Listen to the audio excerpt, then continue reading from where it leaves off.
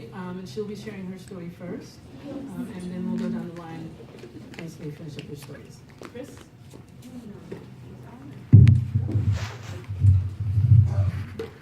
Hi, my name is Chris Garcia, and I'm a leader with 9 to 5 Colorado.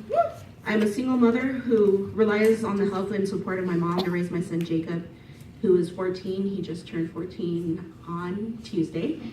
In 2007, I started working for a large retail chain company with auto parts. And at that time, I was the sole provider for my family. When I first got hired, I was only making $8.55 an hour. But after 8 months, they promoted me to assistant manager. And eventually I started making $10.50 an hour, but that's still only $22,000 a year. So when the manager position opened up at my store, I really quickly applied as fast as I could to try and move up. The manager position at that time paid $42,000 with bonuses, and then I would have been getting benefits. And my family was just barely getting by. But I was never promoted. My district manager told me that he would never promote a female to a manager position. So instead, there was times where I was training man after man that would come in and they would turn around and leave. So we had a really high turnover rate. When they would leave, I would end up working 60 to 72 hours a week just to cover all the shifts. And because I had the most experience, I would be considered to run the store, yet I wasn't getting any of the benefits, but yet I was putting in all the time. The other problem with that was that I was never home. I would leave at 6:30 in the morning. I would open the store. I would be there until 11 o'clock at night when I had to close the store. I was even over the service manager, so I was in charge of not only my employees, but their employees as well. So for the whole entire time, my husband had to go to different food banks because at that point I was making so much money from the overtime that it was actually causing me to lose more money because I was getting taxed on it. So I was actually making less money by working more hours. So Joseph would go to 3 different food banks during that time to pick up food so that we could make it by. We didn't qualify for public assistance.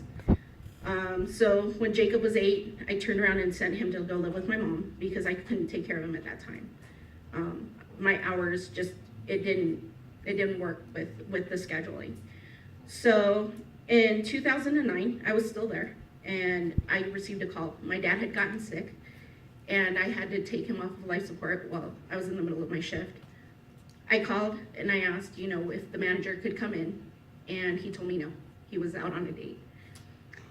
I stayed at work, I closed the store, got in the car, drove to Texas. I got down to Texas to go take care of my dad's funeral. And 2 days later, was called by my manager, and he told me that I only had 2 days before I had to be back at the store, that I was scheduled to open the following week because he had vacation. I told him I wasn't gonna go, and that I would see him when the funeral was over. I came back and everything was better for a little while. The following year in May, I lost my brother. My brother committed suicide the following year. He couldn't take my dad's loss.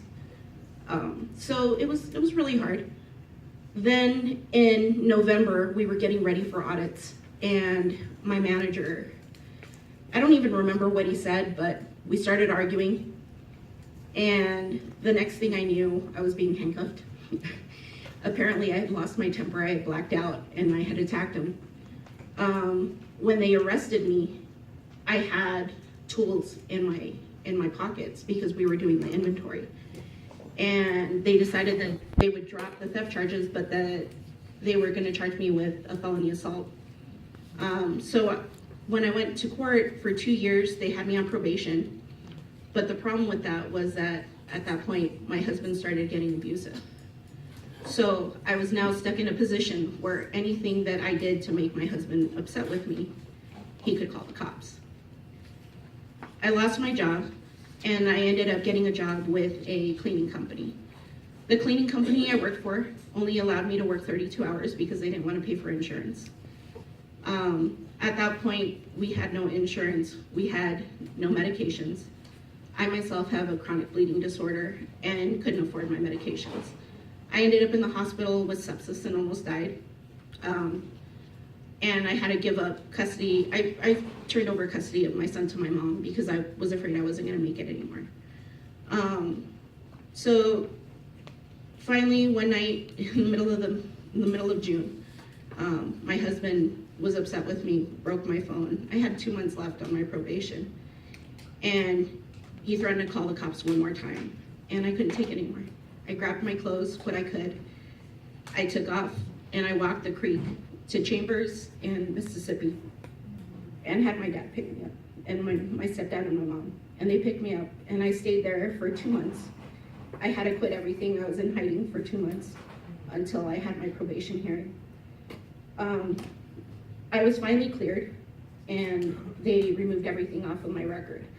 I now currently have a good job, but it's always in the back of my mind.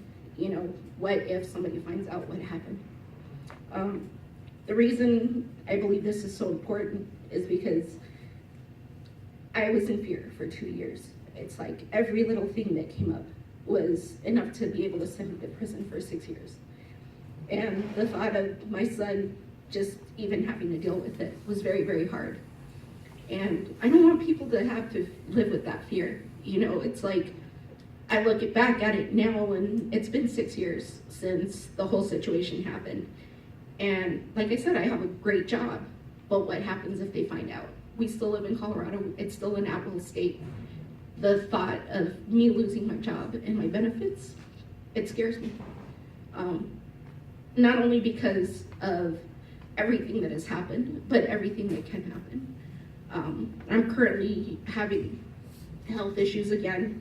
I have surgery coming up in another month. And my bills in December when I was in the hospital were over $120,000. I can't afford that. It's like, so if we have to worry about the box and checking it and letting everybody know what happened, it's a scary thought. You know, if I lose my job, I don't have any hope. I can't pay for my medications. So that's the reason that I'm here. Because sometimes when you have that label, you have that hanging over you, and it's sometimes easier to think that you can just go back to that life, but it doesn't have to define who you are or who you can still become.